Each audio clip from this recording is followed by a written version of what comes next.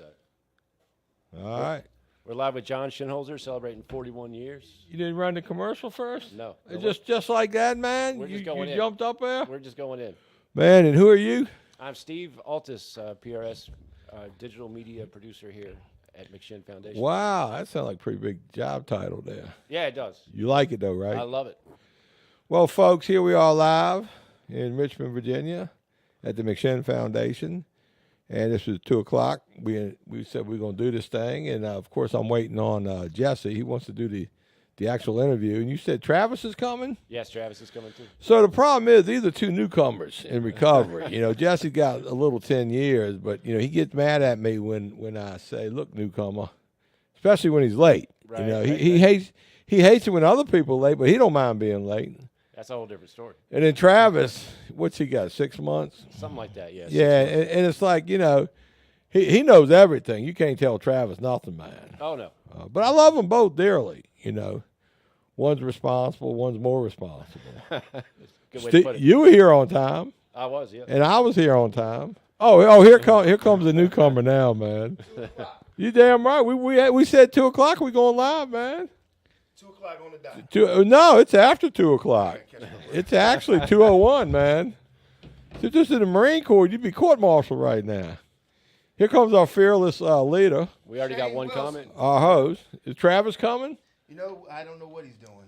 Yep. See, that's the trouble with newcomers, man. You can't rely on them. They're just not quite as responsible. John, Yeah, you're gonna have to follow directions in this podcast right now. Hey, you know me. I'm a student. I'm a student of newcomers. I love it, man. So as we wait for Jesse to get organized, seems to be the story of our life around here sometimes. You want to know what I was just He's slow. And as usual, he's texting. I'm trying to get the co-host in there to see where he's at. Well, there you go. He's hunting down the co-host. He probably over at the smoke shack taking care of business. Smoking cigarettes. Doing something, man. What'd you eat for lunch, man? That was a long lunch you took. No, I've been here an hour. No, I'm talking about after you. Didn't you email me? Yeah, but it didn't end till like noon, How man. was that drug court? It was fabulous, man. I had the time of my life, man. Was that federal drug court? Or was it Richmond? That's drug court? Richmond City Drug Court. Well, how many was it that was graduates? They had 2 graduates, and they were both on point, man. I mean, they seemed to have done a really good job down there. I was real impressed, and I talked to the judge and the Commonwealth attorney and then the staff, and I told them, look, man, you guys want some mentorship, some help down here, some peers. We'll be glad to do anything we can for y'all. So That's all right. They only had 2. Was it not a big class? well, I think they got 26 people in drug court in that particular court. And, they got a mental health court, and they got, I think, a family court, and they got multiple courts down there. But, yeah, they had 26, 2 were graduating. And, here comes the other newcomer now, Here we go. man. Here we go. It's newcomer day here at That's McShin. really bad, man. Yeah. Thanks a lot, Travis. You just messed us all up, man. He in here blasting us. I mean, 'Cause you're late, it's like I was saying, it never crossed my mind to be late. If you ain't 10 minutes early, you late. What has crossed your mind? A lot of things, man. Name one right now. Right now, trying to catch Just us one. Travis Williams coming to work, man. That's a miracle because you didn't used to come to work. I love being on your mind, John. I hear you, man. Or he would come to work and go to sleep. And I got Jesse, the other brother from another mother. I mean, it's family day here. You're right at home. I'm Steve, right can at you- home, can you hit man. that This intro? unmanageable, dysfunctional family. Cut him off and hit that intro real quick. Wait a I second. We gotta already make did sure. the intro, didn't you? No, he didn't do that intro yet. Why didn't you do That's the the intro? key.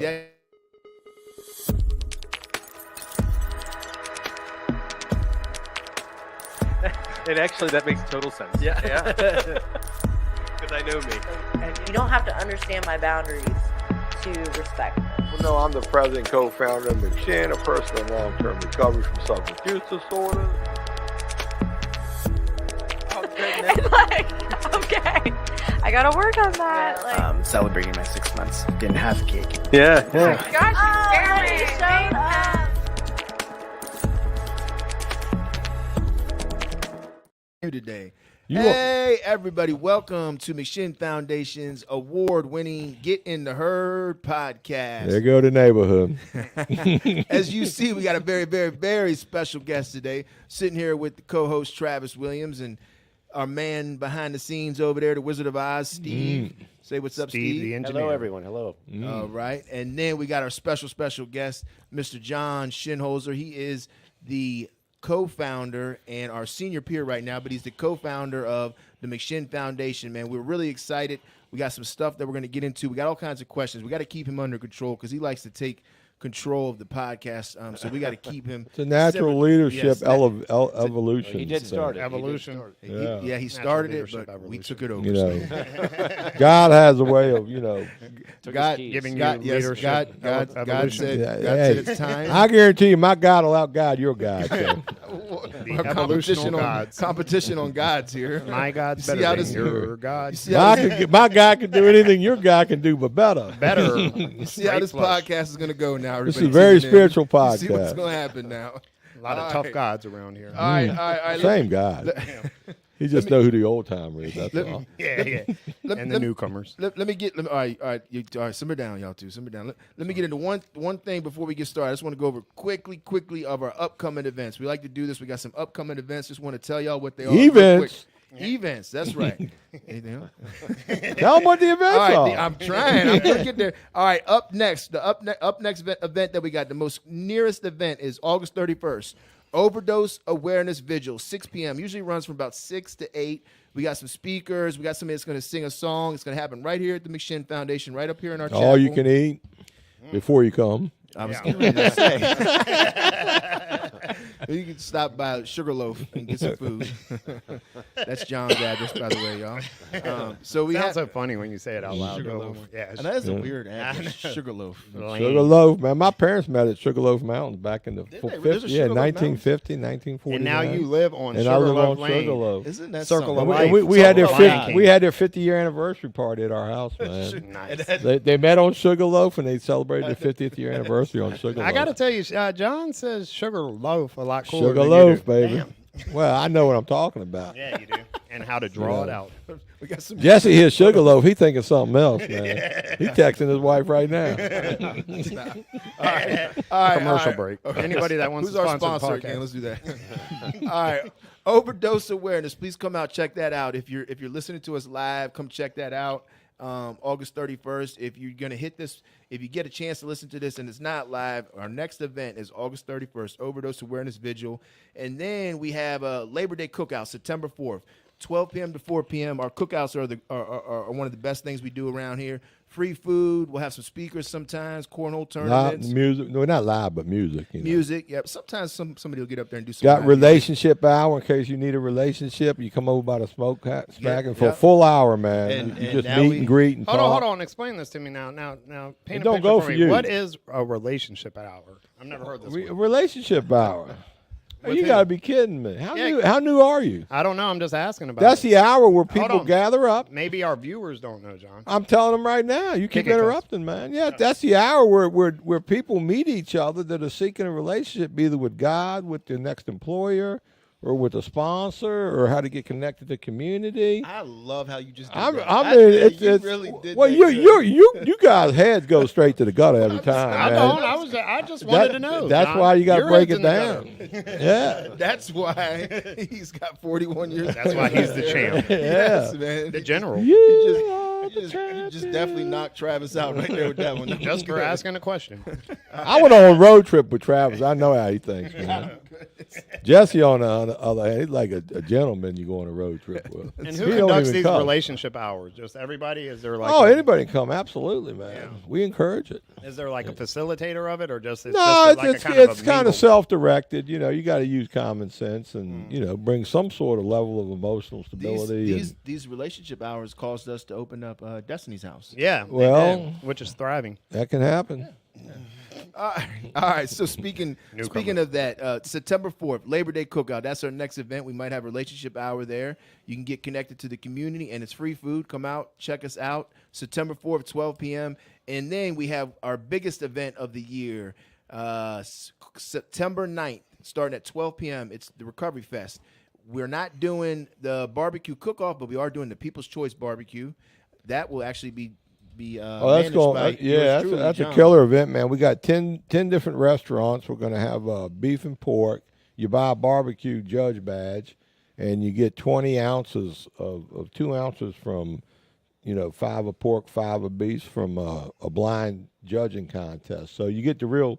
It's a way to find out who the best barbecue is. And last year's EZQ won both pork and beef. Well, let me ask you a question, Travis John. We've is asked excited this of about all this our viewers, and I just want to know what your personal taste is. Is it Carolina style, Look, Missouri, or Texas? Out of fairness, I got to disclose that I'm a Kansas City Barbecue Society, not only like the sauce. master judge, but master cook.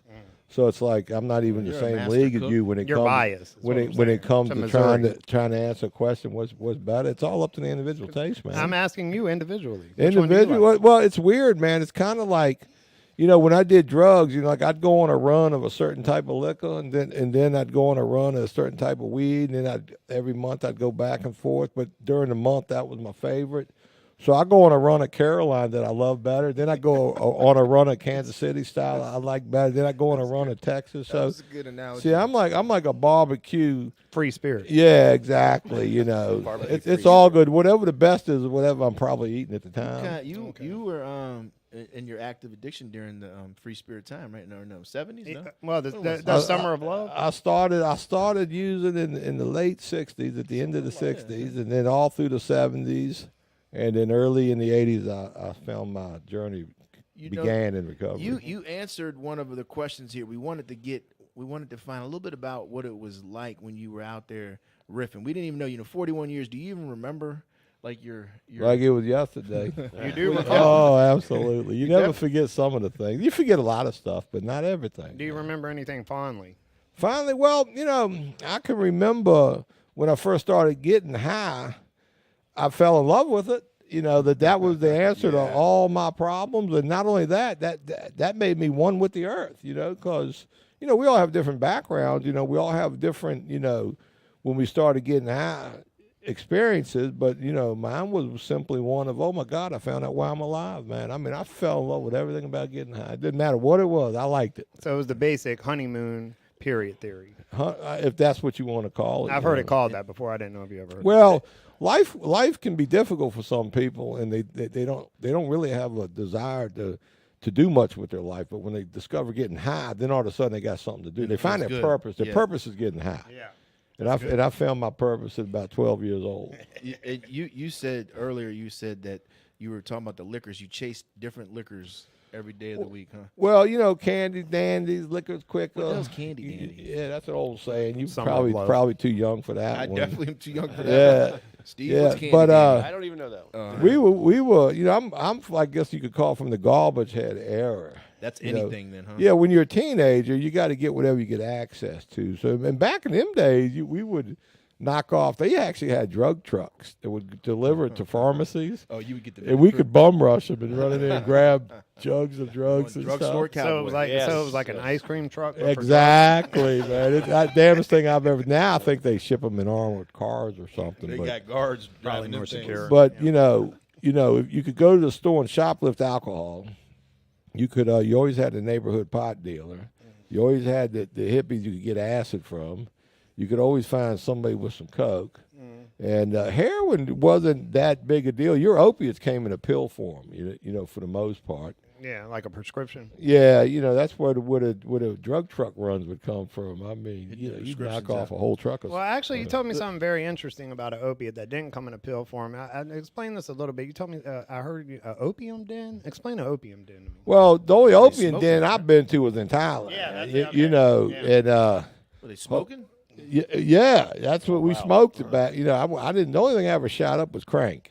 Yeah. Before they had meth. Were you a shot up biker some at one crank? time? Hold on, you shot up some crank? Yeah, I had a guy do it for me, man. That's pretty much meth, isn't it? Yeah, Right? that's what it is. This is a That- whole new story, John. Yeah, back in the 70s, they called it crank. People would make crank. Crystal methadone was, I think, what we called Bathtub. it. Yeah, and it. I don't know how they made it. I never watched them. I just got these big bags. The guy would have me deliver it from Richmond to Atlanta, and Atlanta to Richmond, and he just give me all I could use. So I was one of those guys that I would do a chore for the get high. What did you deliver on a motorcycle? No, I had a car, man. A car? Yeah. But the guy shot me up one day, and I went, holy shit, man, this is like, I told myself then, I said, if I ever do this again, I'm gonna be a junkie.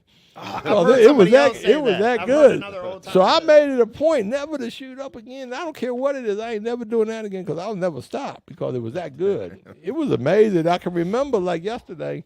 Molly Hatchet was a pretty popular band back then. Southern rock. And I mean, I remember listening to Molly Hatchet on Crank, and I'm thinking, holy shit, there couldn't be a better combination here, man.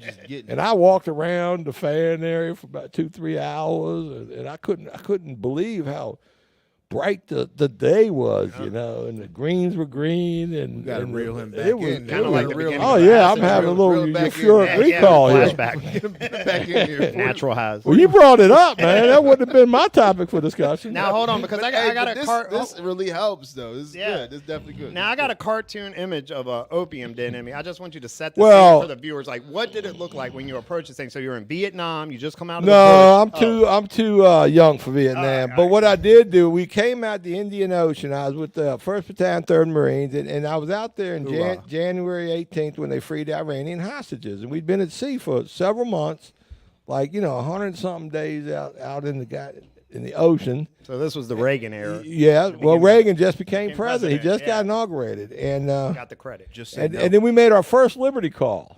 And then here we are in the most stressful period of my life. And our Liberty call is in Pattaya Beach, Thailand. What does the Liberty call mean? That's mean that when a ship pulls into port and you get Liberty, you get party time. Oh, you had so vacation. Kind of like R&R. yeah, R&R. So, and I think we had on that particular Liberty call. I don't think it might have been a 24-hour situation. You know what I mean? But in Pattaya Beach, it's a beautiful, pristine beach. Nothing touches the beach, so you got to take these little wooden boats from the big ship to the beach.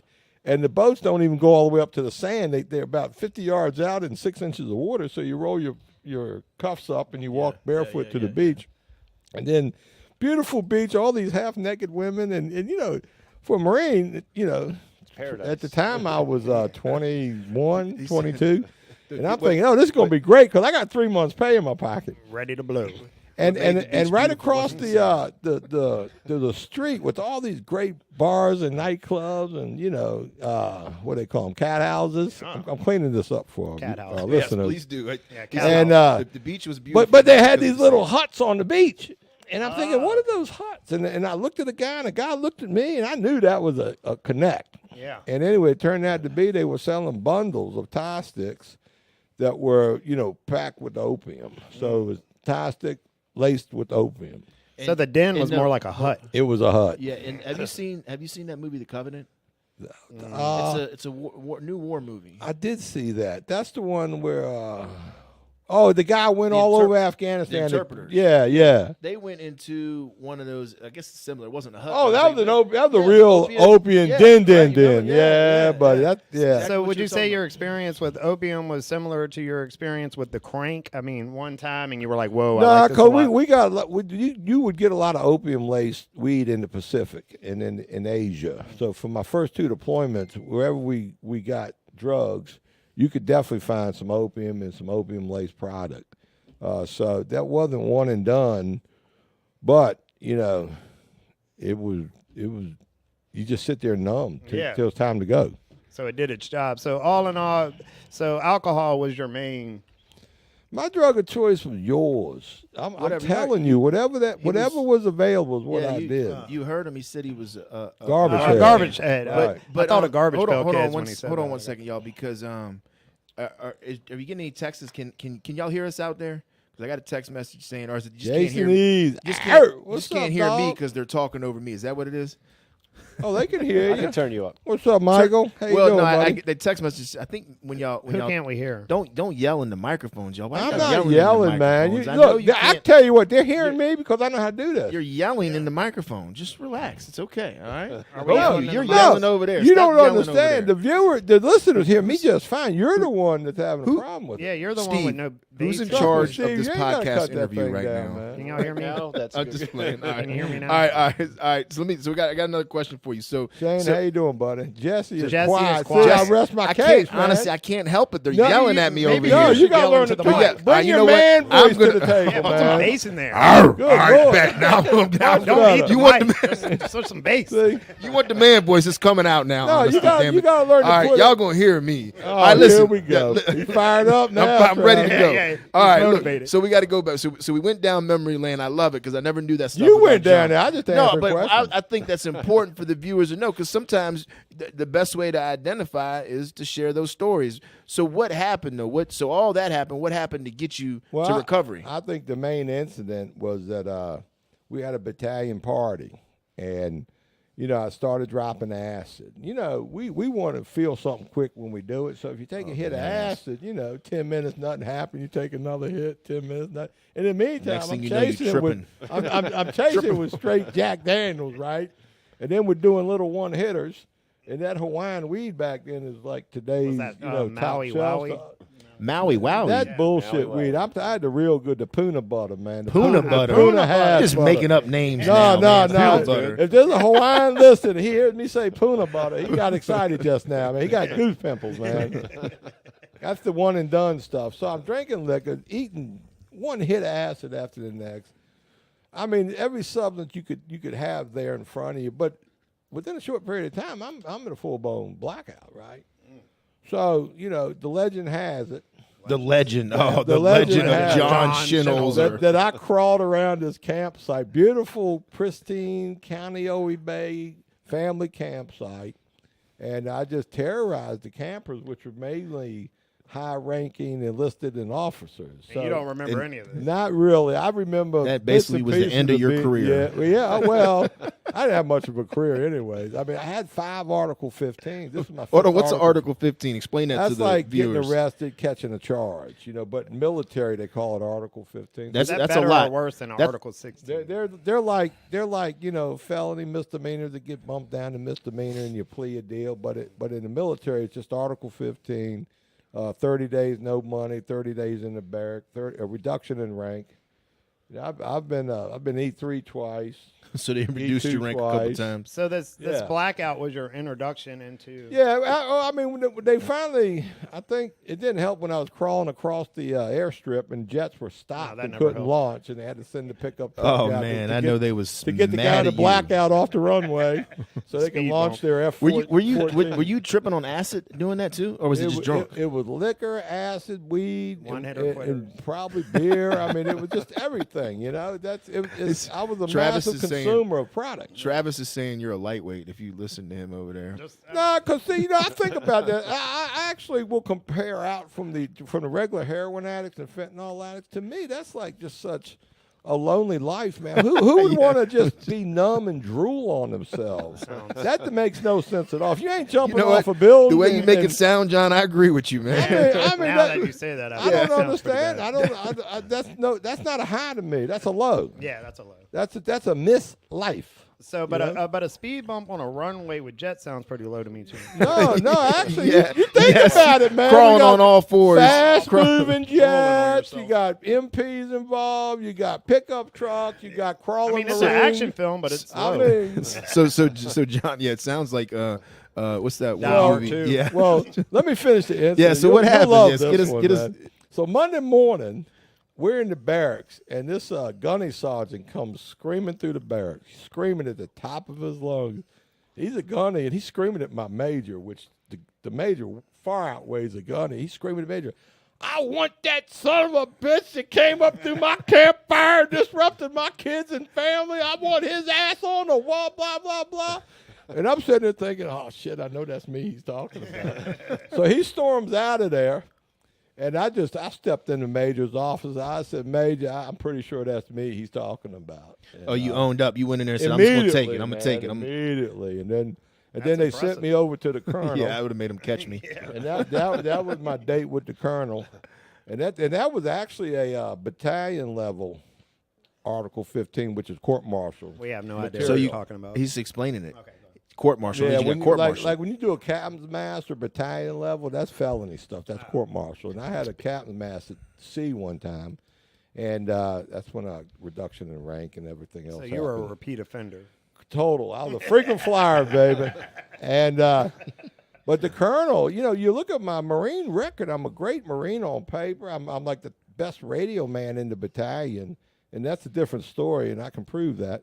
And I'm just an excellent Marine. Hold on. What? Hold on, we're not gonna go there. We're not gonna go there. But I do. I got to take a break. I want to listen mean real take quick. a break, No, just man? real quick. Hold on your thought. You're Real quick. breaking since you came to work here, If you man. are loving this, if you're loving this content, we're not asking for a donation. All we're asking for is just subscribe to the podcast, hit the like button, and share it. Get it out there. Get this content out there. We're in over 500 jails and prisons. If you're liking this content, please just subscribe to the podcast, like and share. All right, If now you we're really back. like it, let's get a petition going and send it over to my board of directors. Yeah, and hit the button, the like button. The like button there. And the petition. Now we're back. Let's go on back to that thought now. All right, so the colonel, that was the day he said, look, I give you one or two choices. You go to the brig, get a bad conduct discharge, or you go to rehab. And this ain't like drug court or going to court here in Henrico. I mean, you got a split second to make a decision. You're either going to go to the brig, get a court-martial, bad conduct discharge, or you go to rehab. And the only two things I could think of in a split second about the brig was that the food sucked and the women were fake. So I went to rehab. So you went to rehab. I Hey, John, shot up in that thing, man. Let me ask you about that. So I heard stories like back in the day, military people would hang out in the courtrooms, like local courtrooms, and judges would say, look, you can go with them or you're going to go to jail. Is that true? That Is that just happened like more a in the 70s, in the 60s.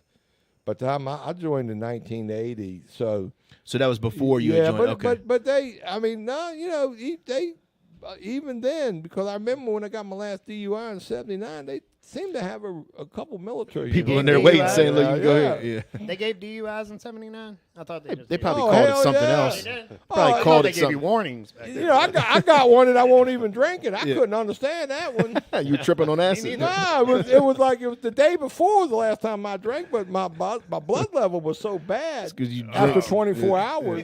You were saturated. I was saturated. So go to the rehab. So you go to the rehab, and how's that go? Yeah, and I think the biggest hit about that was just the Marine Corps barracks, but it was a Minnesota model. But I think the greatest part about that in 1982, all my counselors were in recovery themselves, and then every night they take us out to a 12-step meeting.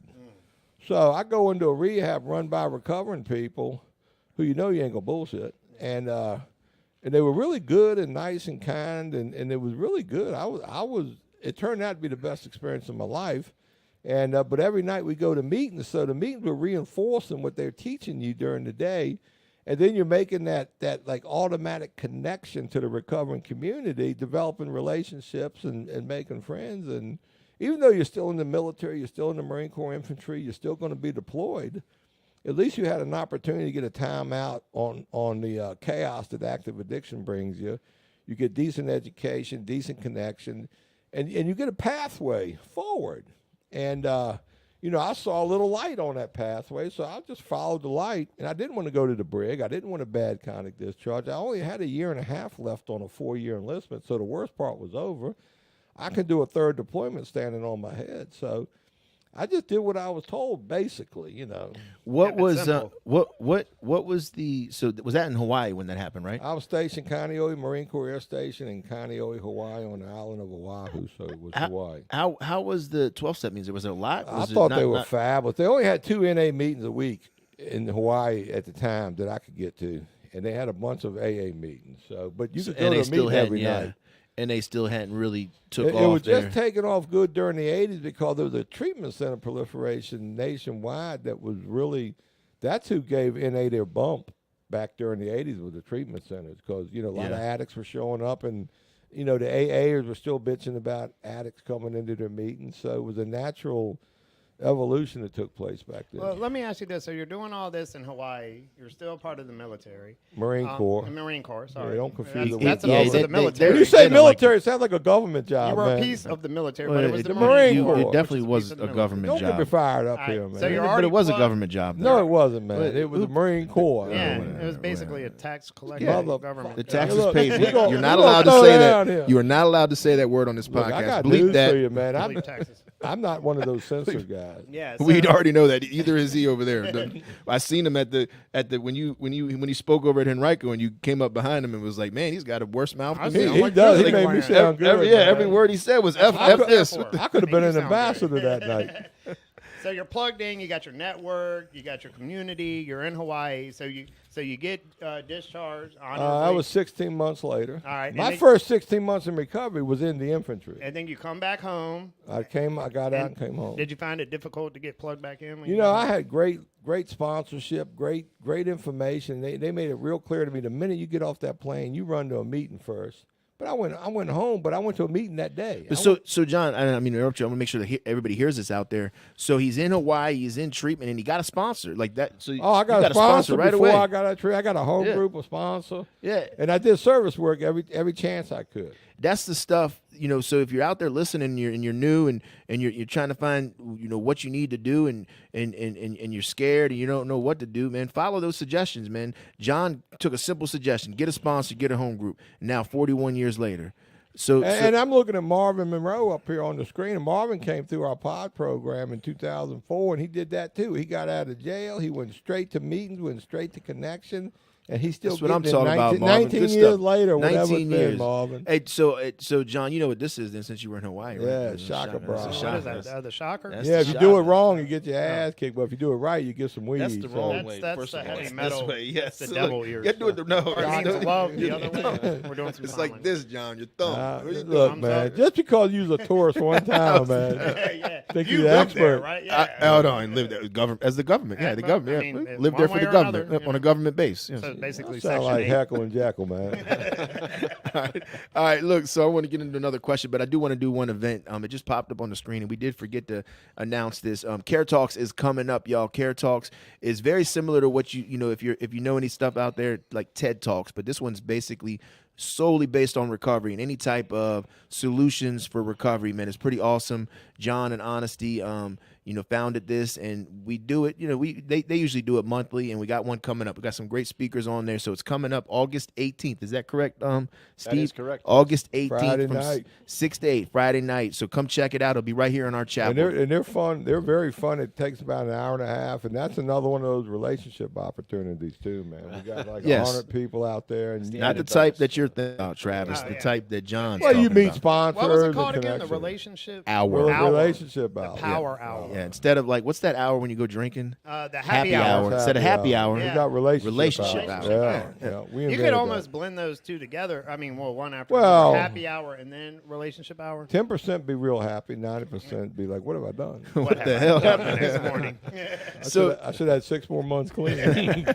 My picker changes as time goes by. So, John, what I'm getting from this that's interesting because it sounds like you kept it really simple in the beginning and you just took direction. I don't know if that's because of your military background or you're just a sharp Marine guy, Corps. but every simple suggestion you were given, you did it like without a hitch. Well, most everything. Like they would say stuff like, "Don't get in a relationship," but And what'd you do? I'm a young man, 23 years old. I got game, but I never Relationship You got thought. game? hour. You I- got game? Hold on. Oh, Spit us trust a me. little bit of game. You do Trust got a me. little bit of talk Give game. us I'll a- give you that. You do got talk game. You're right. You do. Well, back then I didn't consider casual hookups a relationship because I wasn't summer emotionally love. available anyways. I was Summer love. Yeah, I wouldn't even call it that, man. It was like It's more punk 24-hour rock. bug. All right, yeah, man. let's move past this one real quick. We don't want you to get in any trouble, John. All right. Can't I get do. in trouble. Man. You got a wife. You I can don't- get in trouble. I don't know, wanna- and this is before I yeah, met her, yeah. man. Sorry. She's heard That's this true. before. That's true. It is before you met her. Yeah. Past but is the so past. but so look. I know you when you finished treatment. Did you start the paint business, or did that come a little later? What happened was I'd already been a contractor before I enlisted in the Marine Corps, and so I had already had the knowledge of how to do this. But I got out like December 21st, I think was the day, 22nd maybe. But the day I got out, I went to my parents' house for like 2 weeks. I went to a meeting that night. The next day I'm painting because my brother's a paint contractor, so I helped him finish off. Which a job. brother was? My David, the oldest. one. Okay. And so I kind of limped through the holidays. I had enough money saved up so I could get, me and 2 other guys rented a house. I had enough money to buy a used van so I could have a vehicle to start a paint company. But the first week of January, second week of January, it's hard to find a job. I didn't want to take unemployment because I knew I could work, so I didn't get unemployment. And I went to work for a guy for $6.25 an hour, wallpapering. $6.25 an hour. And so like all through like February, for about 6 weeks, I worked that job just so I could, stay in Bings and Weenies and go to meetings and stuff. But I wore my painter whites to the meetings. And then it wasn't long before somebody in the meeting said, hey, I need my kitchen ceiling painted. So I went over and painted the guy's ceiling. I didn't even have a ladder or a drop cloth. So I stood on a bucket and I used newspaper. I had a brush and a roller. What, the newspaper was your drop cloth? Yeah. And then every time I did a little odd job like that, and these came really fast, because once I did that one job, I got another one. And every time I got money, I would buy a ladder, a drop cloth, a roller, a paintbrush, another ladder, another drop cloth. So by, I want to say, April or May, I had a truckload of equipment. And then a miracle happened, and somebody bumped into me at University of Richmond and said, hey, they're looking for somebody to paint these dorms. So I went over there, and they got a good lick there. They hired me to Richmond, paint dorms, and the outside and the inside. And back then, to hit those peaks, you needed a 60-foot ladder. And they had one on campus, so I was slinging a 60-foot ladder by myself, painting these peaks out there at University of Richmond. You didn't hire no help. You just Well, did it. here's what happened. They back then they'd give me $10 a window for those steel case windows, and so I got a couple guys from the meeting, and I said, "Look, I'll give you guys $5 a window." So here I am painting. I'm painting myself for 10. I got two guys painting for $5 each. So if they can do one an hour each, here I am making $20 an hour because I'm painting one, and then I grew from there. And I'd say by my third year, I'm pushing $1 million a year in sales. Which leads me to my next question. And okay, so you're in it. Your recovery's going good. Your job's going good. I'm working hard. I'm chasing my recovery, going to meetings, making money, building a company. What in the heck motivated you to start helping addicts? Well, back then, or let alone start McShin. I mean, life is going good. You got all the money in the world. Yeah, you probably got whatever you want. Look, this gets better. Yeah. I bought my first house in 85, and the first house I bought, I had a 3-bedroom house. Now I rented out the 2 rooms to addicts, newcomers. In my basement, I had like 3 down there. So in effect, here it is. I got a recovery house. I know why. What because back then, if you wanted to survive addiction, you had to create your community and run with your community and serve your community. Now, keep in mind, I'm still going to meetings every night. I got a home group. I'm doing service. I'm working on all these committees and subcommittees. Was there a lot of sober living houses out back then? No, but before the 1980s were to end, somebody came before what? the 80s. During the 1980s. Before they ended? Yeah. Is that what we were saying? Before they ended. Okay. Yeah, so Thank you for that 89 would be translation. the last year of the 80s. So before 1990, I bought a house. Then I bought another house. And then I bought a couple more houses. And I'm buying these houses because Oxford House came to me and said, look, we're having trouble renting houses. But if you buy a house, we'll rent it from you. So that's what sparked the idea? Well, I already had one recovery house myself, and I bought two other houses that Oxford rented from me. And back then we had very close relationships with the houses and everybody in them. I bought an apartment building in the late 80s, and I had 22 beds in this apartment building, and 21 of them guys worked for me painting. Yeah. So I would give guys. That's go to pretty, meetings. that's pretty cool though. I'm just interested. What That's good. sparked that original idea for that first house? Were you working with guys or something that were addicts and Look, didn't have nowhere to go? Was it a calling? I think I'm a natural person that sees a way to help myself and help other people, and it was just a hand in glove fit. You know? recognized the need, and it was just to me. It was a no-brainer, you know. I've heard stories about you taking people into your own house and just sleeping on the well, couches and all there's that. What was never that enough about? beds for everybody, So you just took them there, huh? Yeah, I mean, I always had roommates in my house, and when I started getting married, having kids, we always had somebody living with us that needed a place, a hand up, and that's sometimes you get a couple people over there, and And when me and Carol got married, that was my second wife, and that was a second situation. And she didn't quite. I mean, she okayed everything let's we not did. go there with that one. Well, Let that go. Yeah, we'll let that one all slide. right. The first wife didn't argue with me. Now Carol, she would bring up good points. Was that a problem, not arguing with you? Or was she just always right? I have no idea, stop, man. just stop. Another one of those things you just spit with a glove. know, He said the first wife didn't argue with me. That's sounds- why. Well- Look, that's why you're divorced too.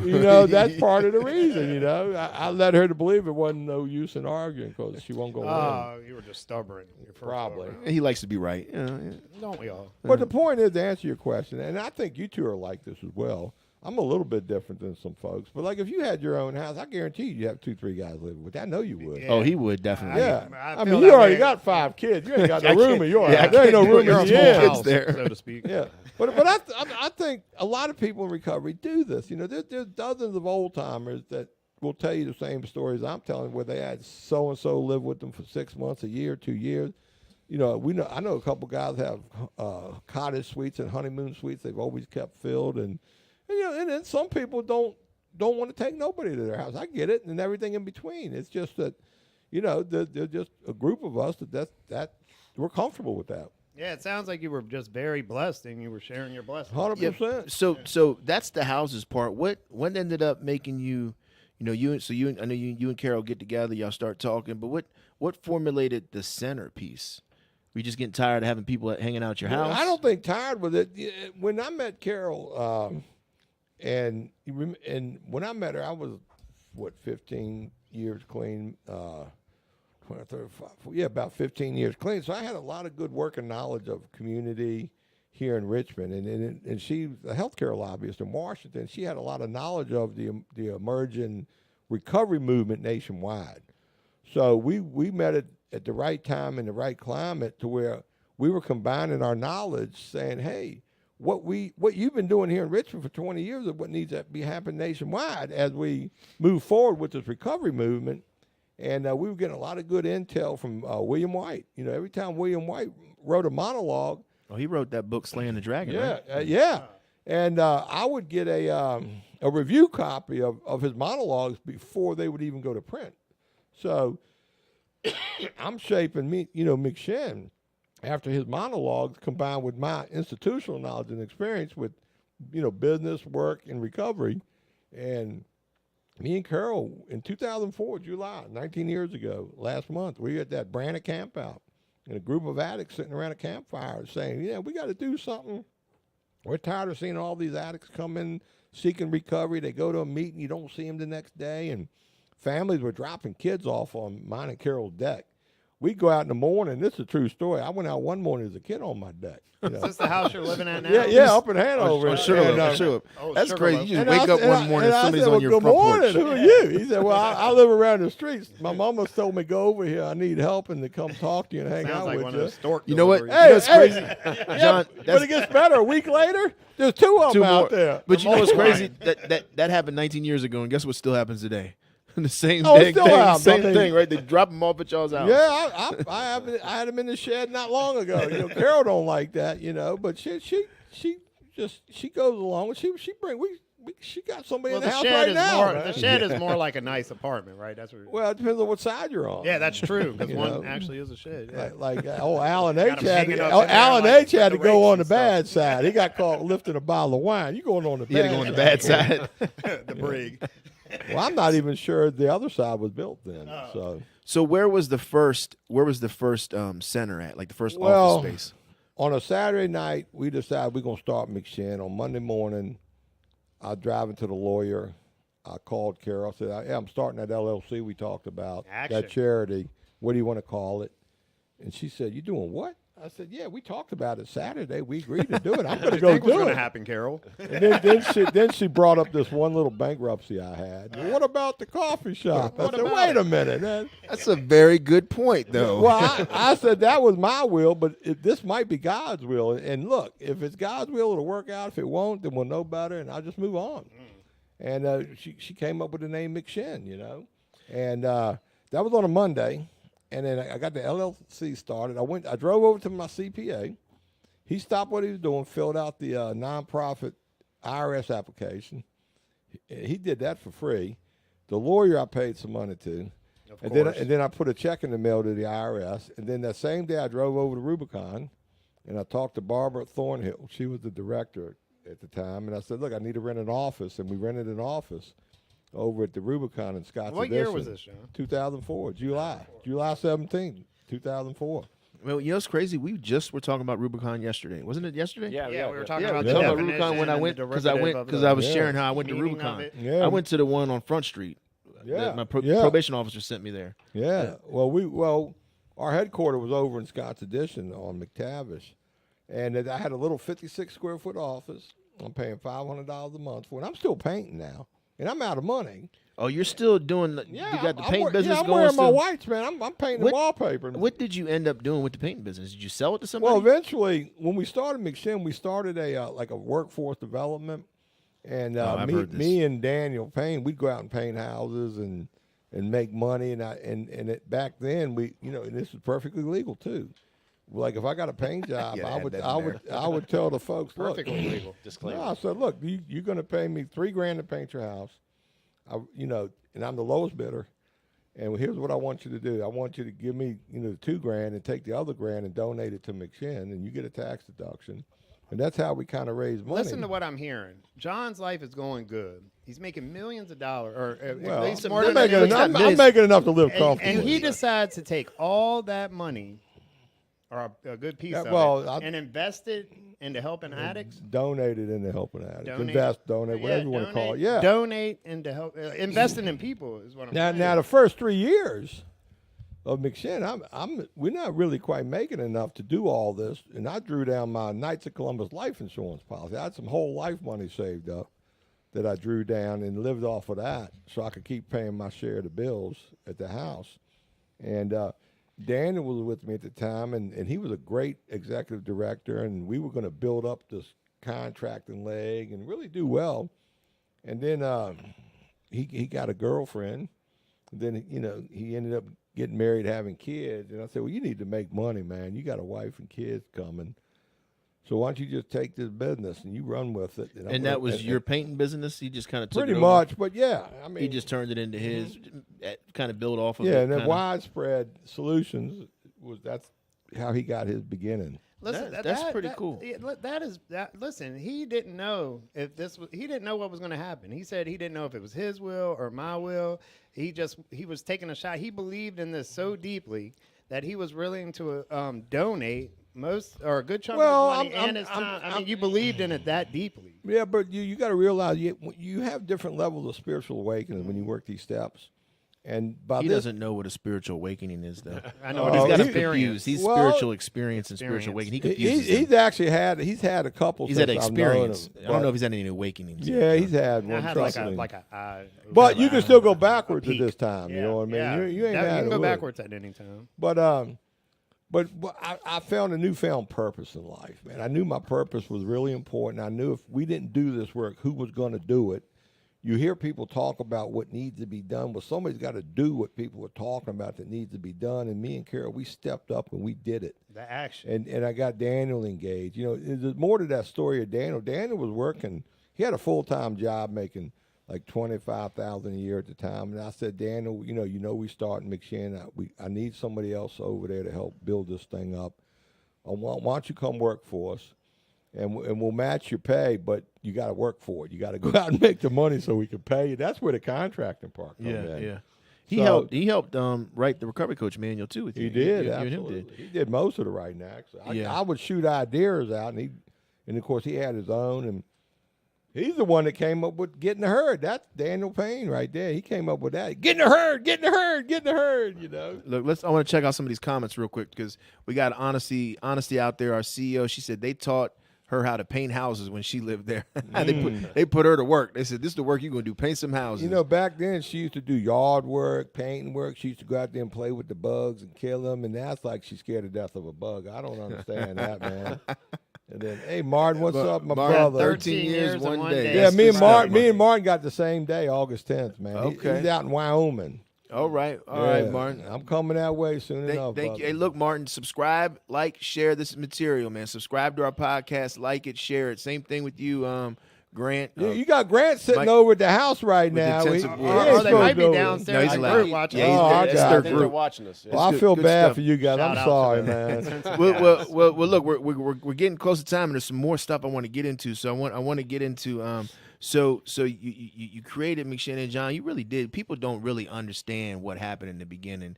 You know, it's almost like, you know, when you come to recovery and you're a newcomer and you see some of these old timers, you're like, oh man, they're not like me, because you see the finished product. You don't think that it took a grind or a work, or you don't think that there was some action that came, like it just all of a sudden a snap of the fingers and you got this big recovery center here with 16 recovery houses and a program. It took a lot of work to get to that, and you put a lot of time and energy to that. You know, was there any times where, because I know did you envision that it was going to be this big? Because McShin's big, it's grown. I know you've seen it. Did you ever It's a think it was going to national be brand. like that? It's just Yeah. what people want. People all over the world want to be McShin. But I tell you what, people don't realize. I'm not sure they'll ever. I hope they never realize this, because the only way you can realize this is you got to live through it. And if you live through what I'm getting ready to say, then that means this nation took a terrible turn backwards.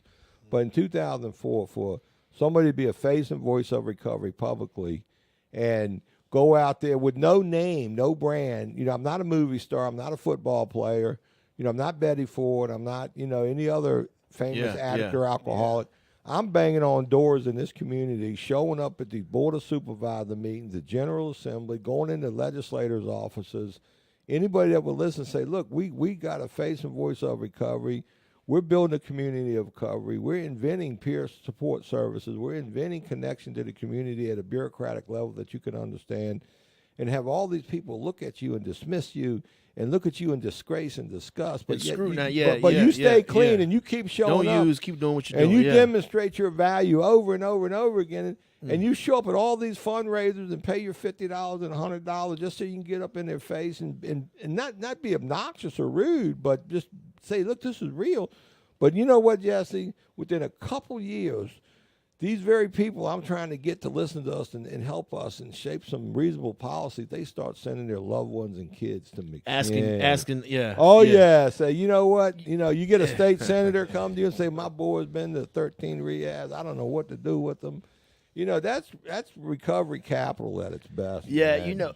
and let me tell you, like, where I've seen some spiritual principles especially with you, John, like that spiritual principle of forgiveness, and with McShin, and like the way it emphasized, I don't know the word I'm looking for, but spiritual principles here is like I've seen people like just come and just say the nastiest things about McShin, or say, I'm not going to do this, or that place does this, or John does this, or Honesty did that, or John, whoever, just that place is no good. And then 2 weeks later, they come back here and ask for help, and you know what we do? Oh, you just Let- love them. let- sir, love 'em man. and let 'em Welcome right back, back in. man. Yeah. We knew you'd be back. I and- see Cricket on it. Cricket, look, buddy, you were easy, man.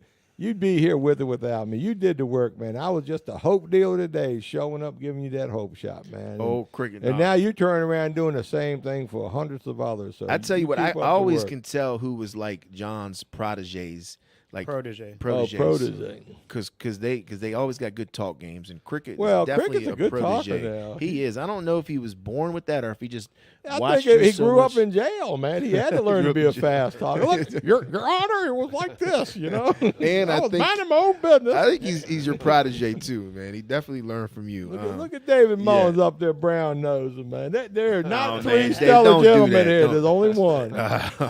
which And I ain't it. Which one is it? Take a guess. Well, you're the most gentleman one in the group. Hey, that's good. I'll take I'm that. more Travis's level, man. See, I'll keep it That's green, good. man. I You're- know it's real good, I mean, man. you're elevated. I ain't never forget where I come from, man. Well, our heads are in the clouds. it or was something. it was a big transformation. It was a big transformation for But me. you just said another thing that just tripped me to want to say this real quick. Tricked you? Trip. Oh, It's Sometimes like- the country slang Yeah. comes in. we got a lot of recovery operators here in the area and nationwide, and you hear that a lot. Oh, you're in it for the money. And so, well, this is a charity. We are probably the only platinum charity in this space in Virginia, and the proof's in the pudding. And what I mean by that, we just did our succession plan here recently at McShin. I work for McShin Foundation. I'm I'm a board member emeritus, but not a board member. I don't own anything. The board owns it. It's a charity. If McShin goes away one day, whatever assets are left over, they donate to another charity. And yeah, the last 19 years, I could have kept painting, buy real estate, and create an empire. But I work at the mercy of my board, Jesse, and honesty. And when I walk out that door, currently we have 5 houses bought and paid for that the charity owns. We have an enormous amount of savings in the bank. We have operating expenses for 6 months, which is unheard of in this business. We have federal contracts worth millions of dollars. We have a system in place that's sustainable. And so you can't say, nobody can ever say I did anything for the money. You do it for the purpose. Yeah. And, Definitely, man. And the people that I've heard say that, John, sometimes, because before I started at McShin, there was always a stigma, and it's usually in the 12-step community, right? That part of the community, there's a stigma about McShin until you get behind the closed doors and you actually see, like, I know, like, you would give the shirt off your back to somebody to help. So I know that because I've seen it. Like, I get mad at you sometimes. I'm like, man, you're just that spiritual person, but it's actually, that's what McShin's all about. That's what it's about.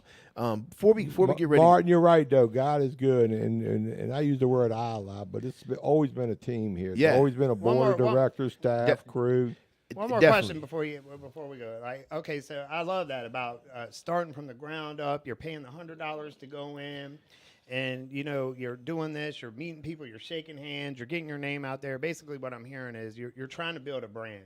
And now you have built. Well, I was solid doing a brand of recovery movement. I really Yeah, wasn't looking for a That- McShin brand. But you ended up with. is that your phone again? That's 2 podcasts in a row. This thing- No, you're not allowed to ask a thing- question. so No. anyway, that's newcomer shit Stop, right stop. there, man. Hold on, It's you're good. cut off because your phone rang again. This is gonna be the stop, deepest thing stop. I said all You're day. just gonna have to wait now. You're gonna have to wait Ah. because what John's talking about, what he did, that stuff that putting your face out there to the people and saying, "Hey, I'm an addict." Takes That was courage. that was just unheard of. People, like, they hid back then. Like, they hid. It wasn't, the movement still was struggling. There's a man. lot of stigma Yeah, they're associated. very stigmatized. But so you did all that work, all that grind. You McShin, and like so, God works through all this, right? We know that, and John's not taking ownership of that. He knows that. Like, God's good. McShin's been blessed. How do you feel? Because I know you're not retired, but how do you've kind of stepped out of the president role. You're the senior peer. What do you feel? How do you feel about the future? I mean, and I know you're talking to me. I'm part of it, but Right. really, how do you feel? I mean, it's got to be Well, struggle. let me clean one thing up. I always, since 1982, I wore my stripes on my sleeve, which what that meant was everybody knew I was in recovery. I had over 3,000 paint customers. Okay, Oh, yeah. every one of them knew I was a recovery guy. So for years, I'd be getting their phone calls. I always wore 12-step T-shirts. In the grocery store, what's that shirt mean? I'd have a conversation with the lady. Next thing you know, 2 weeks later, she's calling me up to help. So, yes, I had to go and do that stigma thing and all over again to people who hated addicts. But I was already a seasoned spiritual guy at that. So it really wasn't as hard as I made it sound. But here I am, turned 65 years old next month, semi-retired. I'm watching McShin evolve and go to the next height, and I love it, and I'm very proud of it. And me and Carol were just always so pleased, and proud, and honored, and we can't believe we're so blessed and lucky. And it's an amazing place to be. My only bugaboo is I don't like change. And I don't like Jesse. Jesse's invented 3,000 policies in the last 5 years, and 2,990 are really good policies, but the 10 of them ain't good. I want to change them. I want them like back. 'em. So I mean, that's just, it comes with the territory, That's good. You gotta. Evolve. We are still a spiritual run organization. We are not a bureaucratic definitely are. run. I'm we with you on got to have a group conscience. The board is a group conscience board. The board is primary folks in and around recovery. We still got to be authentic peers, authentic recovering people. And now I understand 5, 10, 15 years from now, we may be another bureaucratic run agency. I don't know. I hope we're not. But if that's what God wants and the way it needs to be, then so be it. So to sum things up, Jesse, as long as I can, what was it? Patton gave a great speech at West Point. He said, "Old soldiers don't." No, MacArthur said it. Old soldiers don't die; they just fade away. Yeah, that's right. I want to fade away up in here. You know, Yeah, I you know, I understand don't- that John, that therapist, I forget her name, the one that me, you, and Honesty were meeting with. You know, she gave me a good analogy to help me understand, like, you know, the process of what you're talking about, and it was basically like, you know, this, you know, a father with their kids, like when you see your kids go off to college and start their family, like how is it going to make you feel? And that's when she said that, I was like, man, it's going to devastate me Well, it's because a whole new and chapter. I'm going to be happy Right, too, like yeah, because yeah. they're like you want doing your kids all to be the better than dreams. you. Yeah. I want you and Honesty to be better than me. Yeah. Don't think for a minute I don't. But at the same time, if I see y'all doing something I think you need input, I'm gonna give you some input. Now you don't mind it as much as Honesty does. She's Well, getting you just- anxiety right Just now. listen to this. You just got to understand that you report to us. That's all. You know? Yeah, well, that's why I report to y'all. The general is The reporting. general is now Yeah. reporting. I see all the laughing faces up on the thing there. All right. Well, look, we're getting ready to close, man. We've been on here for an hour, man. This is really good stuff, man. I'm really glad we got John on here. He celebrated 41 years yesterday. That's 41 freaking years, y'all. Come out if you're a 12-stepper. Come out Sunday. He's celebrating Sunday at 6 p.m. at church in Hanover. I don't know what's the St. Paul's Episcopal St. Paul's Church, Episcopal Church. right across from the courthouse in Hanover on 54 and 301. We're gonna have cake, newcomers, lots Yep. of good discussion. I'm coming. 6 p.m. Come out there. If you're a 12-stepper, come out. If you're not a 12-stepper, it's an open meeting, right? Oh yeah, absolutely. Open meeting. It's not a closed meeting, so you're more than welcome to come out there, man. Show John some love, man. He's done so much for this community. really, man. We love you, John. Do you got any parting words, Travis? Yeah, look, hey, John. I mean, you know, I love you, man. You were like a key part in my recovery, giving me my time and calling me a mess up, or you know, I'm not going to use the word you called me, but I loved it. Well, people know I have an exquisite use of the English oh language. yeah, you're an artiste. Definitely. You know, and congratulations on your 41 years. I'll be there to celebrate it with you. The newcomers will be there to celebrate. The newer ones, all them guys. Well, you know, coming out to show support. yeah, for you. We're the really proud of you. my part in words is real simple. That any addict can stop using drugs, lose that desire to use drugs, and find a new way to live. And here's the hit: that new way to live far outweighs and lives that desire to use. But that new way to live is a purpose. You got to find your purpose. You find your purpose. A purpose in a recovery person is the ultimate weapon against the disease of addiction. In America, drugs ain't going nowhere, addiction ain't going nowhere. But what needs to go somewhere is the recovery people, the recovery communities, the recovery movement. The recovery movement is just really getting started. It ain't nowhere near over. We got to reorganize and create some, peer-run recovery and orchard systems of care, real ones, I mean, I could go on and on about this, but we ain't done yet. And here's another thing. I ain't done yet either. Here we go. Here comes the what good I've stuff. done is good, but my best work's in front of me, man. And you want to be close to me when that best work comes up, too. So. Well, listen, y'all, everybody out there tuning in, you heard it from. And who man. said we got only an hour, man? We make the rules up around here. general- No, is talking, Jesse. this one's not The a we. general's talking, It's not a Jesse. we. It's I here. Oh, there you I- go. The dictator speaks. we know we've done some tests and we feel like the content best is right around. I don't an know. hour. You look at the ones that got the We've done most some views. test runs. Some test runs here. According to- All right. Well, look, we're saying goodbye. We love y'all, John. I love you, man. I Thank ain't you. saying bye. That I'll be right here, You man. can tune on and stay and ask some questions. But I want to say thank you, John. I really do, man. Thank you. And you heard it from him, man. Find your passion out there, y'all. Find that your purpose, passion. baby. Find Your that purpose. purpose, Find man. that purpose. You heard it from John. Find There that you purpose. go. All right, y'all. Love you. Peace Peace. out.